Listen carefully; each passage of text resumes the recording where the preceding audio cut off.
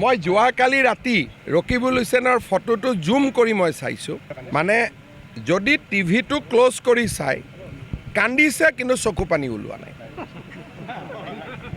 মই যোৱাকালি ৰাতি ৰকিবুল হুছেইনৰ ফটোটো জুম কৰি মই চাইছোঁ।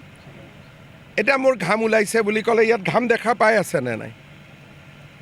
এতিয়া চকু পানী টোকা বুলি ক'লে নহ'ব নাই, পানীটো থাকিলেহে টুকিব। এতিয়া আপোনালোকে যদি টিভিত চাই তাত আজিকালিতো বহুত মেকানিক্স ওলাইছে যে ভিডিঅ'টো যদি আপুনি ChatGPT-ত দি দিয়ে তাত সুধিব পাৰে যে এই মানুহজনৰ চকুত কিমান পানী আছে। ChatGPT-য়ে সেইটো উত্তৰো দি দিব যে 2 ড্ৰপ আছে, 1 ড্ৰপ আছে।